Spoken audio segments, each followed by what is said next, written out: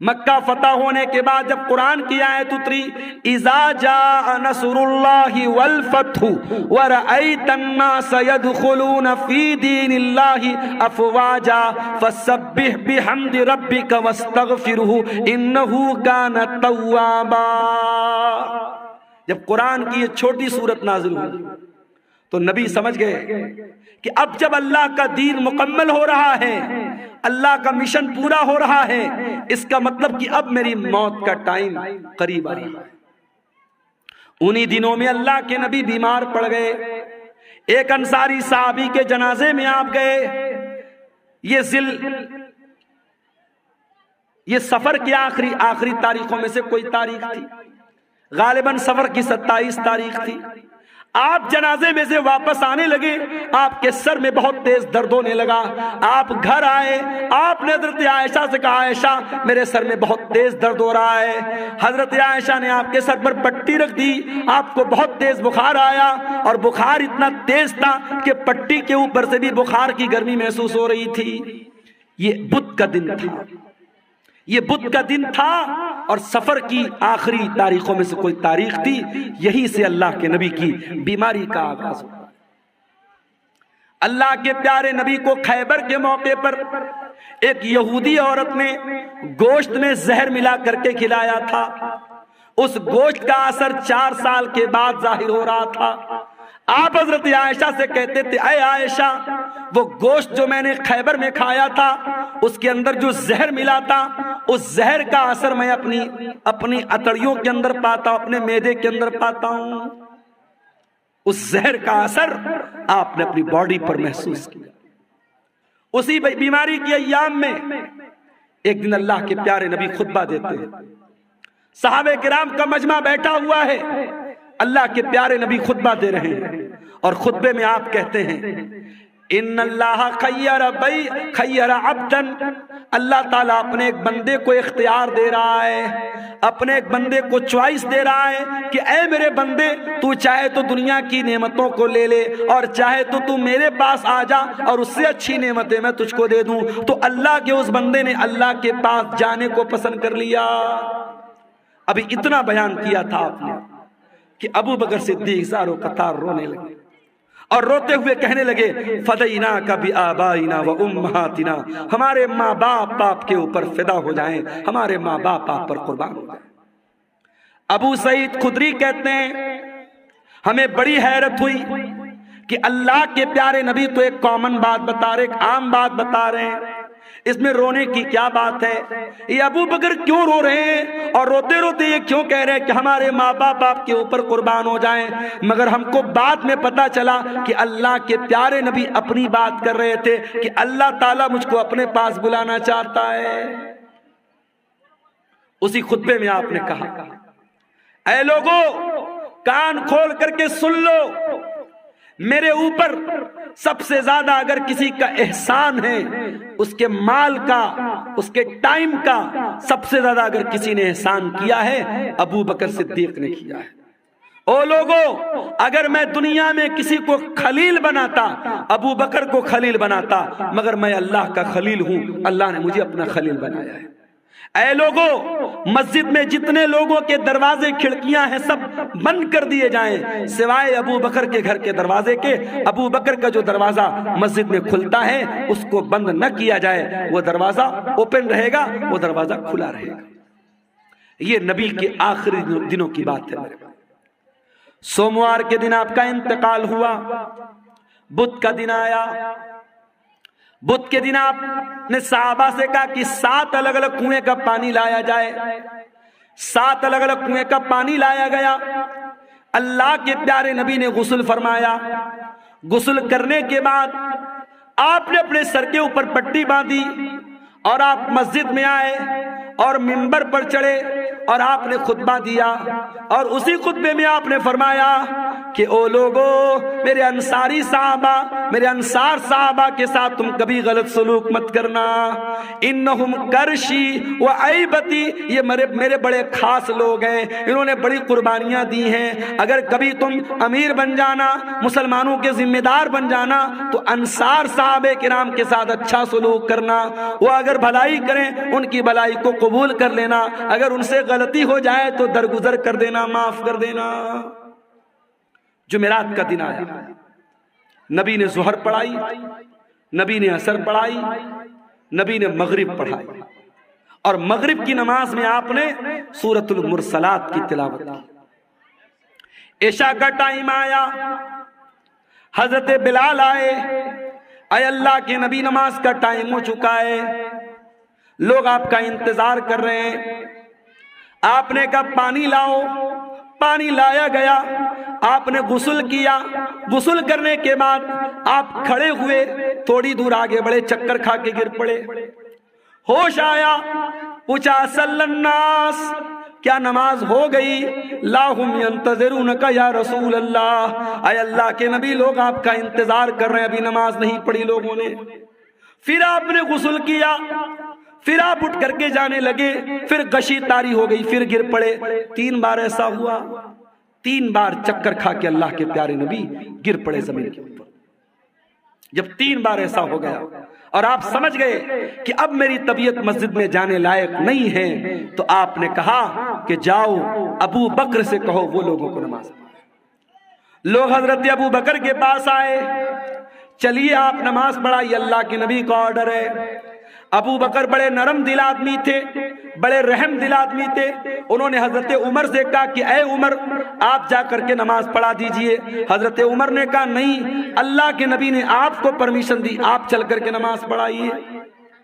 17 time کی نمازیں نبی کی زندگی میں، نبی کی آخری ایام میں ابو بکر صدیق نے پڑھائی۔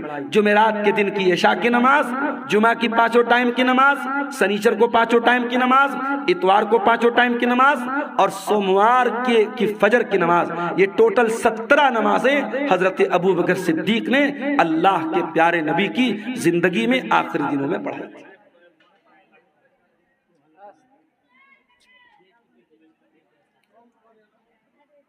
سنیچر کا دن آیا، نبی کی وفات کے 2 دن پہلے، سنیچر کا دن، نبی بہت بے چین ہے، اتنے بے چین ہے کبھی چادر اوڑھ لیتے، کبھی چادر پھینک دیتے، بے چینی آپ کے اوپر طاری ہے۔ اس بے چینی کے عالم میں نبی نے فرمایا لعنت اللہ علی الیہود والنصارى، اللہ کی لعنت ہو یہودیوں کے اوپر اور عیسائیوں کے اوپر، اللہ کی لعنت ہو یہود و نصارہ کے اوپر۔ اتخذوا قبور انبیائہم مساجد، انہوں نے اپنے نبیوں کی قبروں کو مسجد بنا لیا، اپنے نبیوں کی قبروں پر جا کر کے سجدہ کرنے لگے۔ او لوگو تم میری قبر پر ایسا کچھ مت کرنا۔ نبی اپنے آخری ٹائم میں قبر پرستی سے منع کر رہے ہیں۔ جس نبی نے اپنی وفات سے 2 دن پہلے اپنی امت کو شرک سے روکا ہے اور قبر پرستی سے روکا ہے، آج سیمانچل کو چھوڑ دیجئے، سیمانچل الحمدللہ اس برائی سے بہت حد تک پاک ہے۔ آپ بہار کے اور علاقوں میں چلے جائیے، آپ جھارکھنڈ کے علاقوں میں چلے جائیے، آپ بارسوئی چلے جائیے، آپ کلکتہ چلے جائیے، آپ بہار کے سہرسام میں چلے جائیے، ایسے ایسے علاقے ہیں میرے بھائی جہاں ہر محلے میں کوئی مزار ہے، کوئی قبر ہے، جہاں سجدے ہو رہے ہیں، جہاں مرادیں مانگی جا رہی ہیں، جہاں بگڑی بننے کا دعویٰ کیا جا رہا ہے۔ نبی نے اپنی امت کو بت پرستی سے منع کیا تھا، آج نبی کے ماننے والے، نبی کے امتی جگہ جگہ قبروں کی پوجا کر رہے ہیں اور قبر کی عبادت کر رہے ہیں۔ اسی سنیچر کے دن اللہ کے پیارے نبی نے اپنے صحابہ سے کہا کہ کوئی قلم لے آؤ، کاغذ لے آؤ، میں کوئی تحریر لکھ کے دے دیتا ہوں تاکہ تم میرے بعد گمراہ مت ہو جانا۔ اب جب نبی نے یہ بات کہی کہ قلم لے آؤ، کاغذ لے آؤ، میں کچھ لکھ دیتا ہوں، تو اب صحابہ کرام میں آپس میں اختلاف ہو گیا۔ کچھ صحابہ نے کہا کہ نبی کی حالت بہت کمزور ہے، آپ کی سچویشن بہت کمزور ہے، بیمار ہیں آپ کو ابھی یہ تکلیف دینے کی ضرورت نہیں ہے، ہمارے پاس قرآن ہے، اللہ کے نبی کی حدیث ہے، وہ کافی ہے، ہمیں کسی اور تحریر کی ضرورت نہیں ہے۔ کچھ لوگوں نے کہا جب اللہ کے نبی خود کہہ رہے ہیں کہ قلم لے آؤ، کاغذ لے آؤ، میں لکھ دیتا ہوں تو لے آؤ۔ اس بات پر آپس میں جھگڑا ہونے لگا، بحث ہونے لگی، اور جب بحث ہونے لگی اللہ کے نبی نے کہا چلے جاؤ یہاں سے، نبی نے سب کو وہاں سے ہٹا دیا۔ اس کا مطلب یہ ہوا کہ اگر وہ بات اتنی امپورٹنٹ ہوتی، اتنی اہم ہوتی کہ اس کے بغیر مسلمانوں کا کام نہ چلتا تو نبی صحابہ سے یہ نہ کہتے کہ چلے جاؤ، نبی کہتے لے آؤ، میں ہر حال میں لکھ کے دے دیتا ہوں۔ نبی نے نہیں لکھوایا، اس کا مطلب کہ وہ بات پہلے سے آپ بتا چکے تھے، وہ بات کوئی اتنی امپورٹنٹ بات نہیں تھی۔ اتوار کا دن آیا، نبی کی وفات سے ایک دن پہلے کا دن، نبی نے اپنے سارے غلاموں کو آزاد کر دیا۔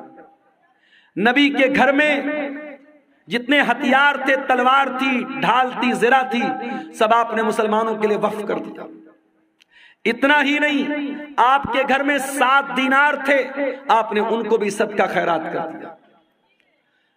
اتوار کا دن گزارنے کے بعد جب رات آئی ہے اور چراغ جلانے کے لیے تیل کی ضرورت پڑی ہے تو اماں عائشہ کہتی ہیں میرے پاس تیل نہیں تھا، مجھے پڑوسی سے مانگنا پڑا، تب جا کر محمد رسول اللہ کے گھر میں چراغ جلا ہے، روشنی ہوئی۔ اللہ اکبر۔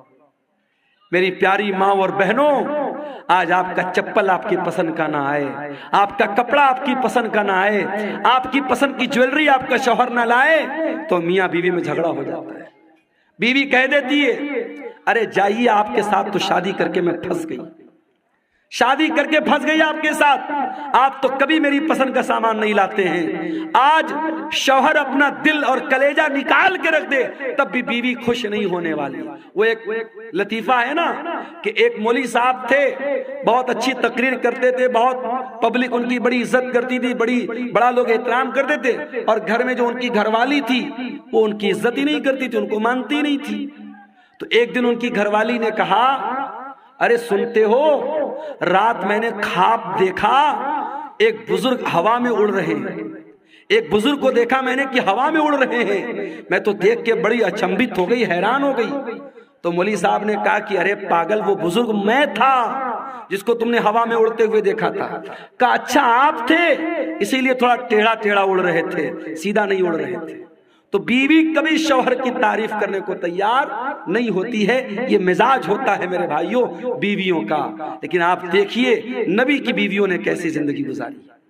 نبی نے اپنی بیویوں کو کوئی لگژری لائف نہیں دی، کوئی شاندار گھر نہیں ہے، کوئی شاندار کپڑا نہیں ہے، کوئی شاندار فرنیچر نہیں ہے۔ نبی کی حیات کا آخری دن ہے اور نبی کے گھر میں جو چراغ جل رہا ہے، چراغ کی بتی کا تیل بھی ادھار مانگ کے لایا گیا ہے۔ سوموار کا دن آتا ہے، نبی اکرم کی زندگی کا آخری دن ہے۔ اللہ کے پیارے نبی فجر کی نماز کا ٹائم ہوتا ہے، بستر سے اٹھتے ہیں، اپنے کمرے کے دروازے پر آتے ہیں، پردہ ہٹاتے ہیں، سامنے صحابہ کرام نماز پڑھ رہے ہیں، ابو بکر صدیق نماز پڑھا رہے ہیں اور صحابہ کرام نماز پڑھ رہے ہیں۔ یہ منظر دیکھ کر کے اللہ کے نبی بہت خوش ہوتے ہیں اور آپ کے چہرے پر مسکراہٹ آ جاتی ہے۔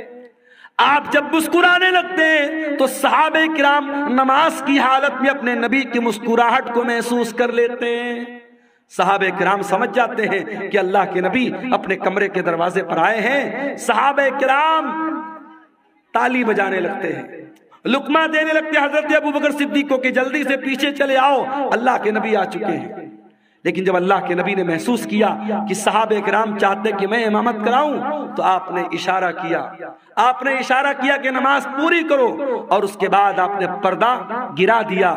یہ آخری نظر تھی، صحابہ کہتے ہیں آخری دیدار تھا جو ہم نے اپنے نبی کا کیا تھا۔ فجر کا ٹائم ختم ہوا، چاشت کا ٹائم شروع ہوا، سورج آسمان کی طرف بلند ہونے لگا۔ جیسے جیسے سورج بلند ہو رہا ہے چاشت کا ٹائم ہو رہا ہے، محمد رسول اللہ کی تکلیف بڑھ رہی ہے میرے بھائی۔ آپ نے اپنی بیٹی حضرت فاطمہ کو بلوایا، حضرت فاطمہ نے آ کر کے اپنے باپ کو تکلیف میں دیکھا، فرمایا واہ کربا ابتا، ہائے میرے ابا جان کی تکلیف۔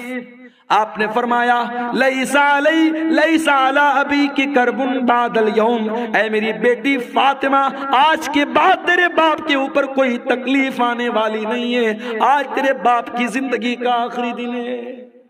احساس ہو گیا تھا کہ آج آخری دن ہے۔ پھر آپ نے حضرت فاطمہ کے کان میں کہا، اے فاطمہ میں بہت جلد دنیا سے جانے والا ہوں، میں چھوڑ کر کے تم کو دنیا سے جانے والا ہوں، تیرا باپ تجھ سے جدا ہونے والا ہے۔ یہ سن کر کے حضرت فاطمہ کی آنکھوں سے آنسو آ گئے۔ پھر آپ نے ان کے کان میں فرمایا، اے فاطمہ میرے اہل بیت میں، میرے گھر والوں میں سب سے پہلے تم مجھ سے ملو گی، تمہارا انتقال سب سے پہلے ہوگا، اور اے فاطمہ تم تمام جنتی عورتوں کی سردار بنو گی۔ جب حضرت فاطمہ نے یہ سنا ان کے چہرے پر مسکراہٹ آ گئی۔ آپ نے حسن و حسین کو بلایا، ان کی پیشانی کو چوما اور لوگوں سے کہا کہ میرے یہ نواسے ہیں، ان کا خیال کرنا، ان کے حقوق کا خیال کرنا، ان کے ساتھ کوئی ظلم نہ ہونے پائے۔ پھر آپ نے اپنی بیویوں کو بلوایا، تمام بیویاں اکٹھا ہو گئیں، آپ نے ان کو واضح و نصیحت کی، ان کو سمجھایا، ان کو اچھی اچھی باتیں بتائیں۔ اس کے بعد آپ نے یہ بھی فرمایا، دو چیزوں کی آپ نے وصیت کی۔ اس بے چینی کے عالم میں جب آپ کی زبان سے الفاظ بھی صحیح طریقے سے نہیں نکل رہے تھے، آپ نے فرمایا الصلاۃ الصلاۃ وما ملکت ایمانکم، او لوگو نماز کی پابندی کرتے رہنا، نماز کا خیال کرتے رہنا، اور اپنے غلاموں کا، اپنے نوکروں کا، اپنے ماتحتوں کا خیال کرنا۔ نماز کی پابندی کرنا اور اپنے انڈر میں کام کرنے والے اپنے نوکروں، اپنے خادموں کا خاص خیال رکھنا۔ حضرت عبد الرحمن ابن ابو بکر مسواک لے کر کے آئے، نبی کی نظر مسواک پر پڑ گئی۔ آپ نے حضرت عائشہ کو اشارہ کیا کہ میں بھی مسواک کرنا چاہتا ہوں۔ حضرت عائشہ نے اپنے بھائی سے مسواک لی اور مسواک کو اپنے دانتوں سے نرم کیا اور وہ مسواک اللہ کے نبی کو دے دی۔ اللہ کے پیارے نبی نے اپنی وفات سے کچھ دیر پہلے مسواک کیا۔ علماء کہتے ہیں اگر کسی کو اندازہ ہو جائے کہ میرا انتقال ہونے والا ہے، میری موت ہونے والی ہے، آخری ٹائم میں مسواک کرنا بھی اللہ کے نبی کی سنت ہے۔ اس کے بعد آپ نے وہیں پر ایک پیالے میں پانی رکھا ہوا تھا، آپ کو اپنے اوپر موت کی سختیاں محسوس ہوئیں۔ کیا بات ہے، کیوں اٹھ رہے ہیں آپ؟ بارش ہو رہی ہے؟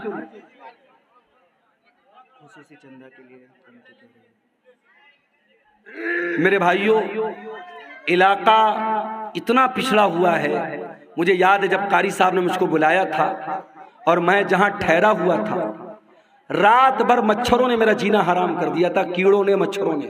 مجھے گھسیا گھاٹ کا علاقہ کبھی بھولتا نہیں ہے، اور تبھی میں نے کہا تھا کہ اتنا پچھڑا علاقہ بہت کم دیکھنے کو ملتا۔ اب تو ماشاءاللہ راستے واسطے بھی بن گئے، کچھ ترقی ہوئی ہے۔ اس علاقے میں یہ قاری عبد الباسط صاحب نے یہ ادارہ کھولا ہے، اور آپ جانتے ہیں یہ جلسہ ادارے کے چندے کے لیے جلسہ ہو رہا ہے۔ یہ بار بار بتانے کی ضرورت نہیں ہے، میں بنگالی علماء کی طرح چندہ کرنے والا مقرر نہیں ہوں، لیکن میں آپ سے گزارش کرتا ہوں یہ جلسے والوں کی محنت پر پانی مت پھیریے۔ بارش ہو رہی ہے، ہلکی پھلکی بارش ہو رہی ہے، اگر ہو بھی رہی تھوڑا بہت بھیگ بھی گئے تو مسئلہ نہیں ہے، لیکن آپ اس ادارے کے اوپر پیسوں کی بارش ضرور کر کے جائیے گا، اور جو بھی چندہ 100 200 1000 لاکھ 2 لاکھ جو بھی آپ دے کے جا سکتے ہیں ادارے کا تعاون کر کے جائیے گا۔ خصوصی طور پر یہ میری آپ سے گزارش ہے، ادارہ آپ کے تعاون کا محتاج ہے، علاقہ آپ دیکھ رہے ہیں، ادارے کی ضرورت آپ دیکھ رہے ہیں۔ میں رسول کی وفات کا واقعہ بیان کر رہا ہوں، تھوڑی دیر اور آپ کے صبر کا امتحان لیتا ہوں، پھر میں آپ سے اجازت لوں گا۔ اللہ کے نبی کا آخری ٹائم ہے میرے بھائی، اور موت کی شدت آپ محسوس کر رہے ہیں۔ آپ نے موت کی اس شدت میں اپنے چہرے پر پانی ڈالا اور آپ نے کہا اللہم اعنی علی سکرات الموت، اے اللہ میری مدد کر، موت کی سختیوں پر میری مدد کر۔ حضرت عائشہ کہتی ہیں کہ نبی کے اوپر جب میں نے موت کی سختی کو دیکھ لیا، اس وقت تک میں موت کی سختی کو برا سمجھتی تھی، مگر جب اپنے نبی کے اوپر میں نے موت کی سختی کو دیکھا تو میں سمجھ گئی کہ موت کی سختی برحق ہے اور موت کی سختی کسی کے اوپر بھی آ سکتی ہے۔ پھر آپ نے آسمان کی طرف ہاتھ اٹھایا، آپ نے فرمایا مع الرفیق الاعلی، اے اللہ مجھے سب سے بہترین لوگوں کی صحبت عطا فرما، مع الذین انعمت علیہم من النبیین والصدیقین والشہداء والصالحین، اے اللہ اپنے نبیوں کے ساتھ مجھے اٹھانا، اپنے صدیقین کے ساتھ مجھے اٹھانا، اپنے نیک بندوں کے ساتھ اٹھانا۔ اتنا کہنے کے کیا کیڑے مکوڑے بھی جو ہے نا اپنے نبیوں کے ساتھ ہے، اللہ تعالیٰ مجھ کو اٹھانا۔ اور یہی پڑھتے ہوئے اللہ کے نبی نے اپنے ہاتھ اٹھائے اور آپ کے ہاتھ زمین پر گر گئے اور آپ کی روح آپ کے بدن سے نکل گئی اور اللہ کے آخری نبی بھی اللہ کو پیارے ہو گئے۔ انا للہ و انا الیہ راجعون۔ یہ منظر تھا اللہ کے نبی کی وفات کا۔ اور جب آپ کی وفات ہو گئی، صحابہ کرام پر جو بیتی تھی میرے بھائیوں وہ بیان کے باہر تھی۔ حضرت فاطمہ نے کہا یا ابتا من جنت الفردوس مأوا یا ابتا الی جبریل ننا، اے میرے ابا جان ہم آپ کی موت کی خبر جبریل امین کو دے رہے ہیں، اے ابا جان آپ کا ٹھکانہ جنت الفردوس ہے۔ یا ابتا اجاب ربن دعا، اے ابا جان آپ نے اپنے رب کی دعوت کو قبول کر لیا، اپنے رب کے پاس چلے گئے۔ یہ نبی کی وفات کا منظر تھا میرے بھائی۔ نبی کے انتقال کے بعد آپ کی جنازے کی نماز بھی ہوئی، مگر کسی ایک امام کی اقتدا میں نہیں ہوئی۔ لوگ آتے گئے پڑھتے چلے گئے، پہلے مردوں نے پڑھی، پھر عورتوں نے پڑھی، پھر بچوں نے پڑھی، ایک ایک کر کے دو دو کر کے تین کر کے لوگ آتے تھے، پڑھتے تھے، چلے جاتے تھے۔ کسی امام کے پیچھے آپ کی جنازے کی نماز نہیں ہوئی۔ اور جب نبی کو دفنایا گیا تو حضرت فاطمہ نے کہا تھا حضرت انس سے اطابت انفسکم ان تحسو علی رسول اللہ صلی اللہ علیہ وسلم التراب، اے انس تمہارے دل نے گوارا کیسے کیا کہ تم نے نبی کے اوپر مٹی ڈالی تھی؟ نبی کے اوپر مٹی ڈالنا اور نبی کو مٹی میں اتارنا، قبر میں اتارنا کیسے تم نے گوارا کر لیا؟ مگر میرے بھائیوں یہ اللہ کا قانون تھا، یہ اللہ کا دستور تھا، یہ اللہ کا حکم تھا، اور صحابہ کرام نے اس پر عمل کیا اور پیارے نبی کو بھی قبر میں اتارا گیا اور آپ کو بھی قبر میں دفنایا گیا۔ تو موت تو سب کو آنی ہے میرے بھائی، کل نفس ذائقۃ الموت، سورہ آل عمران کی آیت نمبر 185 میں پہلی بات اللہ نے یہی بیان کی۔ اس کے بعد فرمایا وَإِنَّمَا تُوَفَّوْنَ أُجُورَكُمْ يَوْمَ الْقِيَامَةِ، اور اے میرے بندو مرنے کے بعد جب تم اللہ کے پاس جاؤ گے تو قیامت کے دن تمہارے عمل کا پورا پورا بدلہ تمہیں دیا جائے گا۔ دنیا میں جو اچھا عمل کیا، جو برا عمل کیا، جو نیکی کیا، جو گناہ کیا، سب کا بدلہ اللہ تعالیٰ قیامت کے دن تم کو دے گا۔ دنیا میں نیکی کا پھل مل بھی سکتا ہے، نہیں بھی مل سکتا ہے، گناہ کی سزا مل بھی سکتی ہے، نہیں بھی مل سکتی ہے، مگر نیکی اور گناہ کی اصل جو اس کی جزا ہے، جو سزا ہے، وہ آخرت میں ملے گی۔ دنیا دار العمل ہے، آخرت دار الجزا ہے۔ یہاں عمل کرو گے یہاں بدلہ مل بھی سکتا ہے، نہیں بھی مل سکتا ہے، لیکن وہاں بدلہ ملے گا۔ وَإِنَّمَا تُوَفَّوْنَ أُجُورَكُمْ يَوْمَ الْقِيَامَةِ، تمہارے عمل کا پورا پورا بدلہ تم کو قیامت کے دن دیا جائے گا۔ یہ دوسری بات اللہ نے بیان کی۔ اور تیسری بات فَمَنْ زُحْزِحَ عَنِ النَّارِ وَأُدْخِلَ الْجَنَّةَ، جس کو قیامت کے دن اللہ تعالی جہنم کی آگ سے بچا لے گا اور جنت میں داخل کر لے گا، وہی کامیاب ہونے والا ہے۔ دنیا میں کتنی دولت تھی، کتنا پیسہ تھا، کتنا نام کمایا تھا، کتنا اسمارٹ تھا، کتنا ہینڈسم تھا، اس کی بیوی کیسی ہوتی، اس کے بچے کیسے تھے، یہ ہماری نظر میں کامیابی ہو سکتی ہے، مگر اللہ کی نظر میں کامیابی کیا ہے؟ فرمایا فَمَنْ زُحْزِحَ عَنِ النَّارِ، قیامت کے دن جس کے بارے میں اللہ کی عدالت میں یہ فیصلہ ہو جائے کہ اس کو جہنم میں نہیں ڈالنا ہے، اس کو جنت میں ڈالنا ہے، وہی کامیاب ہونے والا ہے۔ میرے بھائی دنیا میں کوئی IAS کا ایگزام پاس کر لے، کوئی IPS کا ایگزام پاس کر لے، کوئی پولیس کی بھرتی کا ایگزام پاس کر لے، کوئی ٹیچنگ کے ایگزام میں پاس ہو جائے، اخبار میں نام آتا ہے، گھر والے مٹھائی بانٹتے ہیں، میرے بیٹے نے نیٹ پاس کر لیا، میرا بیٹا IAS کے ایگزام میں پاس ہو گیا، میری بیٹی نے میڈیکل کا ایگزام پاس کر لیا۔ ذرا سوچو کتنی خوشی کا لمحہ ہوگا جب قیامت کے دن اللہ کی عدالت میں یہ فیصلہ ہوگا، میرا یہ بندہ پاس ہو گیا، یہ میرا بندہ پاس ہو گیا، اس کو جنت میں لے کے جاؤ۔ اور اس انسان کے لیے کتنا افسوس کا مقام ہوگا جس کے بارے میں یہ فیصلہ ہوگا کہ اس کے بارے میں اللہ کہے گا اس کو جہنم میں لے کے جاؤ۔ میرے عزیزوں، کامیابی یہ ہے، اس کامیابی کو حاصل کرنا ہے، اس کے لیے ہمیں محنت کرنا ہے۔ جہنم سے ہم کیسے بچ جائیں اور اپنے پریوار کو ہم کیسے بچا لیں، اس پر ہم محنت کریں، اس پر ہم کام کریں، یہ کرنے کا کام ہے۔ اسی لیے اللہ قرآن میں کہتا ہے قُوا أَنفُسَكُمْ وَأَهْلِيكُمْ نَارًا، اے ایمان والو اپنے آپ کو اور اپنے گھر والوں کو جہنم کی آگ سے بچاؤ۔ دنیا کی آگ سے بچا لیا تو کون سا کمال کیا؟ دنیا کی آگ میں انسان ایک بار جلے گا، جل کے ختم ہو جائے گا، مگر قیامت کے دن کی جو جہنم کی گرمی ہوگی میرے بھائیوں، وہ بار بار جہنم کی آگ میں انسان کو جلایا جائے گا، تڑپایا جائے گا۔ جہنم کا عذاب سہن نہیں کر سکتے ہم، برداشت نہیں کر سکتے ہم۔ جب برداشت نہیں کر سکتے تو قرآن کہتا ہے جہنم کی آگ سے اپنے آپ کو بچانے کی تیاری۔ اور چوتھی بات جو اس آیت میں اللہ نے بیان کی، فرمایا وَمَا الْحَيَاةُ الدُّنْيَا إِلَّا مَتَاعُ الْغُرُورِ، دنیا کی زندگی تو دھوکے کا سامان ہے۔ جس دنیا کے چکر میں پڑھ کر تم اللہ کو بھول کے بیٹھے ہو، جنت کو بھول کے بیٹھے ہو، رسول کو بھول کے بیٹھے ہو، آخرت کو بھول کے بیٹھے ہو، یہ دنیا تو دھوکے کا سامان ہے۔ دنیا تو دھوکے کا سامان ہے میرے بھائی۔ دنیا نے آج تک کسی کے ساتھ وفا نہیں کی۔ بڑے بڑے راجہ آئے، مہاراجہ آئے، اپنے محل میں سونے چاندی کے برتن میں کھاتے تھے، آج قبر کے نیچے دفن ہیں، ان کے محل کھنڈر بن گئے، ان کا نام و نشان دنیا سے مٹ گیا۔ یہ دنیا بے وفا ہے، بے وفا تھی اور بے وفا رہے گی۔ دنیا سے عشق مت کرو میرے بھائی، دنیا سے عشق مت کرو، دنیا غدار ہے، دنیا بے وفا ہے۔ دنیا کی حیثیت کیا ہے؟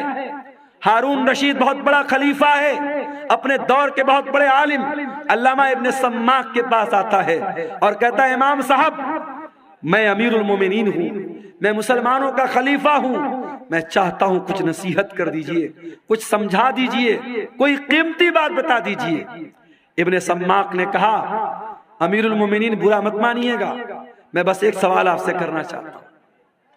مان لیجئے آپ کسی صحرا میں جا رہے ہیں، سارا سامان آپ کا ختم، کھانے پینے کی ساری چیزیں ختم، اور آپ کو بہت زور کی پیاس لگی ہے، اور پیاس اتنی زور کی لگی ہے کہ اگر پانی نہیں ملا تو آپ مر جائیں گے۔ ایک آدمی آتا ہے اور ایک پیالہ پانی آپ کو کہتا ہے کہ ایک پیالہ پانی میں دوں گا، شرط یہ ہے کہ آپ اپنی آدھی بادشاہت مجھ کو دے دیں۔ تو اے امیر المومنین آپ کیا کریں گے؟ اس کو بادشاہت دے دیں گے اور پانی لے کر کے جان بچائیں گے یا بادشاہت بچائیں گے؟ ہارون رشید نے کہا میں بادشاہت دے دوں گا، آدھی بادشاہت دے دوں گا اور پانی لے لوں گا۔ ابن سماک نے کہا اے امیر المومنین پانی آپ نے پی لیا، پانی باڈی کے اندر رک گیا، پانی تھم گیا، پیشاب لگا ہے مگر پیشاب کا راستہ بند ہو گیا، پیشاب نہیں نکل رہا ہے، آپ کو درد ہو رہا ہے، تکلیف ہو رہی ہے، اگر پیشاب نہ ہوا تو آپ مر جائیں گے، زندگی کے آخری کگار پہ پہنچ گئے۔ اب ایک دوسرا انسان آیا، اس نے کہا ہارون رشید میں تیرا پیشاب جو رکا ہے اس کو کھول سکتا ہوں، تیرا پیشاب ہو جائے گا، تیرے بدن میں جو پانی رکا ہے باہر نکل جائے گا، کنڈیشن یہ ہے کہ تو اپنی آدھی حکومت مجھ کو دے دے۔ تو کیا آپ اس کو دے دیں گے؟ ہارون رشید نے کہا ہاں میں دے دوں گا۔ ہارون رشید نے کہا ہاں میں دے دوں گا۔ ابن سماک نے کہا امیر المومنین بس یہی پیغام ہے، اس بادشاہت پہ غرور مت کیجئے گا، اس سلطنت پر دھوکہ مت کھائیے گا، اس سلطنت کی اوقات ایک پیالہ پانی اور پیشاب کے چند قطرے ہے، اس سے زیادہ اس حکومت کی حیثیت نہیں ہے، اس بادشاہت کی حیثیت نہیں ہے۔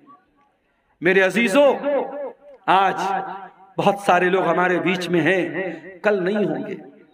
آج اپنے پیسے پر آپ کو غرور ہے تو کان کھول کے سن لو، آپ سے زیادہ پیسہ قارون کے پاس تھا۔ اگر آپ گاؤں کے پردھان ہیں، آپ علاقے کے منسٹر ہیں، اپنے علاقے کی بڑی ہستی ہیں، اور آپ کو بڑا ناز ہے کہ صاحب میرا بڑا نام ہے، میری بڑی شان و شوکت ہے، آپ سے زیادہ شان و شوکت فرعون کی تھی۔ آپ سے بڑی بادشاہت نمرود کے پاس تھی، نہ نمرود کی بادشاہت اس کے کام آئی، نہ فرعون کی سلطنت اس کے کام آئی، نہ قارون کی دولت اس کے کام آئی، نہ قوم عاد کی طاقت اس کے کام آئی، نہ قوم سمود کا پاور اس کے کام آیا۔ میرے پیارے ساتھیوں، اگر کام آنے والی کوئی چیز ہے، اللہ کا دین کام آئے گا، آپ کے نیک عمل آپ کے کام آئیں گے، ایمان آپ کے کام آئے گا، آپ کا عقیدہ آپ کے کام آئے گا۔ میرے عزیزوں، سورہ آل عمران کی آیت میں 4 سبق ہمیں ملے۔ پہلا سبق، مرنا ہے، کل نفس ذائقۃ الموت، ہر نفس کو موت کا مزہ چکھنا ہے۔ یہ مدرسے والے چندے کے لیے آپ سے اپیل کر رہے ہیں، اور آپ اتنے بھی غریب نہیں ہیں 150 آپ نہ دے سکے، مگر آج نہیں دے رہے ہیں، اور جب مر جائیں گے تو بیٹا کیا کرے گا؟ زندگی میں کبھی باپ کی طرف سے صدقہ نہیں کیا، کبھی باپ نے خود صدقہ نہیں کیا، مر گیا تو بیٹا کیا کر رہا ہے؟ باپ کی طرف سے مدرسہ بنوا رہا ہے، باپ کی طرف سے ٹیوب ویل لگوا رہا ہے، ماں کی طرف سے مسجد میں قرآن دے رہا ہے۔ ارے زندگی میں ماں باپ کی قدر کرو، اور زندگی میں صدقہ خیرات کیا کرو۔ اللہ کے نبی سے پوچھا گیا، سب سے افضل صدقہ کون سا ہے؟ سب سے بہترین صدقہ کون سا ہے؟ آپ نے فرمایا، انت صدق وانت صحیح شحیح تخشى الفقر وتأمل الغنى۔ سب سے بہترین صدقہ یہ ہے، تندرستی کی حالت ہے، مال کی محبت ہے، پیسہ بہت ہے، مال کی محبت ہے، تندرستی ہے، اور ڈر ہے کہ پیسہ ختم نہ ہو جائے، اور پیسہ آنے کی امید ہے۔ ایسی سچویشن میں جو صدقہ کیا جائے وہ سب سے بہترین صدقہ ہے۔ میرے عزیزوں، صدقہ خیرات کرنے کے لیے، نیکی کے کام میں حصہ لینے کے لیے موت کا انتظار مت کرو۔ موت آئے گی اور پل بھر میں آپ کا فیصلہ کر دے گی، موت آپ کا کام تمام کر دے گی۔ اس لیے میرے عزیزوں، قرآن کیا کہہ رہا ہے؟ یا ایھا الذین آمنوا لا تلھکم اموالکم ولا اولادکم عن ذکر اللہ۔ اے ایمان والو، تمہارا مال اور تمہاری اولاد تم کو اللہ کے ذکر سے غافل نہ کر دے۔ مال کے چکر میں کہیں اللہ کو بھول نہ جانا، اولاد کے چکر میں کہیں اللہ کو بھول نہ جانا۔ وَمَن يَفْعَلْ ذَلِكَ فَأُولَئِكَ هُمُ الْخَاسِرُونَ، اور جو ایسا کرے گا بہت نقصان اٹھائے گا۔ وَأَنفِقُوا مِمَّا رَزَقْنَاكُمْ مِن قَبْلِ أَن يَأْتِيَ أَحَدَكُمُ الْمَوْتُ، اور اے ایمان والو، ہم نے جو روزی دی ہے اس میں سے خرچ کرو اس کے پہلے کہ موت آ جائے۔ فَيَقُولَ رَبِّ لَوْلَا أَخَّرْتَنِي إِلَىٰ أَجَلٍ قَرِيبٍ فَأَصَّدَّقَ وَأَكُن مِّنَ الصَّالِحِينَ۔ کہیں ایسا نہ ہو کہ موت کے آنے کے بعد تم کہو کہ اے اللہ 1 گھنٹے کا ٹائم اور دے دے، 1 منٹ کا ٹائم اور دے دے، میں تیری راہ میں صدقہ کرنا چاہتا ہوں، میں نیک بننا چاہتا ہوں۔ وَلَن يُؤَخِّرَ اللَّهُ نَفْسًا إِذَا جَاءَ أَجَلُهَا، لیکن اللہ کا قانون یہ ہے، موت آ گئی تو 1 سیکنڈ پہلے نہیں مر سکتے، 1 سیکنڈ بعد میں نہیں مر سکتے۔ مجھے بہت اچھی طریقے سے یاد ہے 10 اکتوبر 2020 کی وہ شام، 10 اکتوبر 2020 کی وہ رات جب میری ماں کا انتقال ہوا تھا، اور میں بنارس کے اپنے گھر کے بہت قریب کے ہاسپٹل میں ماں کو لے کے جا رہا تھا۔ ہارٹ اٹیک آیا تھا، شوگر کی پیشنٹ تھی وہ، اور بائک پر بٹھا کر پیچھے میرا چھوٹا بھائی بیٹھا تھا، اور ہاسپٹل کے کیمپس کے اندر جیسے ہی ہم داخل ہوئے تھے، ماں کا جسم بے جان ہو کے بائک سے نیچے گرا تھا، اور جب ماں کو ہم لوگوں نے، سارے بھائی وہاں پہنچ چکے تھے، اور جب ماں کو اٹھا کر کے ہم لوگ ICU میں لے کے جا رہے تھے، تو نیچرل بات ہوتی ہے، مرنے کے بعد انسان کی باڈی کا وزن بڑھ جاتا ہے۔ وزن سے اندازہ لگ گیا کہ اب روح نکل چکی ہے، اب موت آ چکی ہے۔ ہمارے پاس کرنے کو باتیں بہت تھی، ہم لوگ کہہ سکتے تھے 5 منٹ پہلے لائے ہوتے، ڈاکٹر نے دیکھا ہوتا، یہ ہوا ہوتا، وہ ہوا ہوتا۔ یہ سب بہانے اپنی جگہ، قرآن کی یہ آیت اپنی جگہ، وَلَن يُؤَخِّرَ اللَّهُ نَفْسًا إِذَا جَاءَ أَجَلُهَا۔ موت تو اپنے وقت پر آتی ہے میرے بھائی۔ اس لیے اپنے نوجوان ساتھیوں سے بھی کہنا چاہتا ہوں، سیمانچل کے جلسوں میں میں کہیں کہیں بڑی بے حیائی بھی دیکھتا ہوں، سڑکوں پر لڑکے لڑکیوں کا جمگھٹ بھی دیکھتا ہوں، بڑا ایسا ماحول میں دیکھتا ہوں، پورے انڈیا میں وہ ماحول کہیں نظر نہیں آتا۔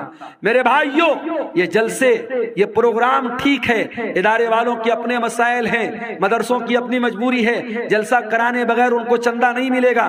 جلسہ آپ کرائیے، شوق سے کرائیے اور تقریر آپ کرائیے، مگر میں گھسیا گھاٹ کے مدرسے کے ذمہ داروں سے بھی کہنا چاہوں گا، اور ویڈیو بن رہا ہے، سیمانچل کے تمام مدرسوں کے ذمہ داروں سے کہنا چاہوں گا کہ اب بہت دیر ہو چکی ہے، اب اپنے جلسوں کو تھوڑا سا کنٹرول کر لو، عورتوں کا انتظام رکھو لیکن سختی سے منع کر دو، کوئی میلہ ٹھیلا نہیں لگے گا، کوئی عورتوں کے سامان کی دکان نہیں لگے گی، کوئی سڑک اور چوراہے پر مردوں اور عورتوں کا جمگھٹ نہیں لگے گا، اور اگر نہیں کر سکتے تو پھر جلسے بند کر دو میرے بھائی، جلسے بند کر دو۔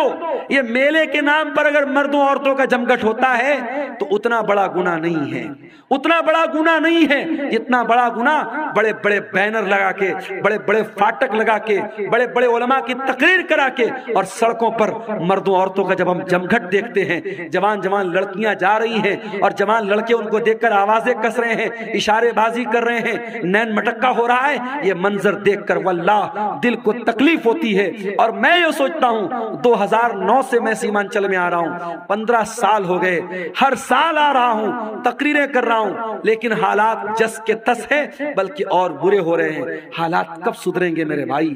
ہم کب جاگیں گے؟ کب ہوش میں آئیں گے؟ کب ہم چیتیں گے؟ کب اپنے عمل کو ہم سدھاریں گے؟ میرے عزیزوں، آج کی تقریر میں یہی پیغام دے رہا ہوں کہ اس کے پہلے کہ موت آ جائے اور یہ گناہ کرتے ہوئے اللہ کے یہاں ہم چلے جائیں، اپنے عمل کی اصلاح کر لو میرے بھائی، اپنی برائیوں سے توبہ کر لو، اور یاد رکھو توبہ کرنے کے لیے کل کا انتظار مت کرو، جاؤ اپنے کمرے کا دروازہ بند کرو، جس طریقے سے بیٹھ کر کے بند کمرے میں موبائل دیکھتے ہو، جاؤ اپنے کمرے کی لائٹ بھی بند کر دو، دروازہ بھی بند کر دو، اور وضو کر کے اللہ کے سامنے ہاتھ پھیلاؤ اور سوچو کہ اب تک کی زندگی کیسی گزری تھی، اپنے گناہوں کو یاد کرو، اپنے خطاؤں کو یاد کرو، اور اگر اللہ کی بارگاہ میں روتے ہوئے 2-4 قطرے آنسوؤں کے گر گئے، واللہ کہہ رہا ہوں ان آنسوؤں کی بڑی قیمت ہے اللہ کے یہاں، ان آنسوؤں کی بڑی قیمت ہے اللہ کے ہاں۔ اللہ کے پیارے نبی فرماتے ہیں اللہ کو 2 چیزیں بہت زیادہ پسند ہیں، من قطرتین، 2 قطرے اللہ کو بہت پسند ہیں، قطرۃ دموع من خشیت اللہ، ایک اللہ کے خوف سے بہنے والا آنسو کا قطرہ، قطرۃ دم تحراق فی سبیل اللہ، اور ایک خون کا قطرہ جو اللہ کی راہ میں بہتا ہے۔ میرے عزیزو، توبہ کر لو، جوانی میں توبہ کر لو، اپنی طاقت کے دور میں توبہ کر لو، کل بڑھاپے میں توبہ کرنے کا کوئی مطلب نہیں ہوگا۔ در جوانی توبہ کردن شیوئے پیغمبری، وقت پیری گرگ ظالم می شوت پرہیزگار۔ جوانی میں توبہ کرو، یہ نبیوں کا طریقہ ہے، بڑھاپے میں تو بھیڑیا بھی شریف بن جاتا ہے، جب منہ میں دانت نہیں، پیٹ میں آنت نہیں، شریف بن گئے تو کون سا کمال کیا۔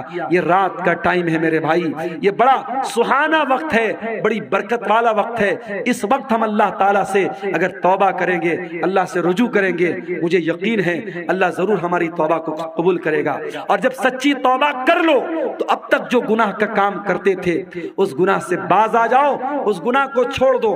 اگر موبائل کا غلط استعمال کرتے تھے، یہی سے توبہ کر لو، نہیں کریں گے۔ اگر زنا کاری اور بدکاری میں ملوث تھے، اگر اغلام بازی میں ملوث تھے، اگر حرام کا کوئی کاروبار کرتے تھے، اگر آج میں بھی آ رہا تھا، راستے میں ہماری کار کے ڈرائیور نے کہا، راستے میں کئی جگہ غیر مسلموں کی بستی گزری، ڈرائیور نے کہا مولانا صاحب ایک بات بولوں آپ کو؟ میں نے کہا بتاؤ۔ کہنے لگا کہ بہار میں اور خاص طور سے ہمارے اس علاقے میں آج کے دن ہمارے بہت سارے غیر مسلم بہت جوا کھیلتے ہیں، اور ان کا یہ ماننا ہے غیر مسلم بھائیوں کا یہ ماننا ہے کہ دیوالی کی رات جو جوا کھیلے گا اور جیت جائے گا وہ سال بھر ہمیشہ جیتے گا، وہ کبھی ہارے گا نہیں، یہ مانتا ہے ان کی۔ اور ایک دن پہلے بھی دھن تیرس کا تہوار تھا، آپ نے دیکھا ہوگا مارکیٹ میں بڑی بھیڑ لگی تھی، بڑی بھیڑ لگی تھی۔ دھن تیرس والے دن ہمارے غیر مسلم بھائیوں کا یہ ماننا ہے کہ کچھ نہ کچھ سامان ان کو خریدنا ہے، چاہے جھاڑو ہی خریدیں گے مگر خریدیں گے۔ اور آج ابھی ہم لوگ چائے پینے کے لیے راستے میں رکے تو ایک صاحب نے بتایا کہ دکاندار فون پے نہیں لے رہا، وہ کیش چاہیے اس کو، اس نے کہا ہم فون پے سے پیمنٹ نہیں لیں گے، آج کے دن ہم کیش لیتے ہیں، ہم فون پے نہیں لیتے ہیں۔ تو یہ ہمارے غیر مسلم بھائیوں کے ہاں آستھا کے نام پہ بہت ساری چیزیں اندھ وشواس ہیں جو دھیرے دھیرے ہمارے یہاں بھی آ رہا ہے۔ میرے بھائیوں، اندھ وشواس سے بچو، اور جوا کھیلنا ہمیشہ حرام ہے اسلام میں۔ غیر مسلم بھائیوں کے ایک تہوار پہ کھیل رہے ہیں، مگر ہمارے مذہب میں کسی تہوار پہ کھیلنا یا کسی تہوار پہ شراب پینا جائز نہیں ہے۔ شراب سال کے 360 دن حرام ہے، جوا سال کے 360 دن حرام ہے۔ تو سورہ آل عمران کی اس آیت کی روشنی میں چند باتیں میں نے رکھی ہیں، اور میں اپنے آپ کو بڑا خوش نصیب سمجھتا ہوں کہ قاری عبد الباسط صاحب، بڑی میٹھی آواز تھی ان کی، بڑی محبت سے بولتے تھے۔ آج ان کے بچوں نے الحمدللہ اپنے باپ کی وراثت کو سنبھالا ہے، مدرسے کو چلا رہے ہیں۔ ہماری ذمہ داری بنتی ہے، علاقے کا پرانا ادارہ ہے، اور ایک بزرگ نے اس کو زندگی بھر سینچا ہے، آج وہ ہمارے بیچ میں نہیں ہے، ان کے بچے چلا رہے ہیں۔ ہم اس ادارے کو، ہم اس کا تعاون کریں، اللہ تعالی ہم سب کو اس کی توفیق عطا فرمائے۔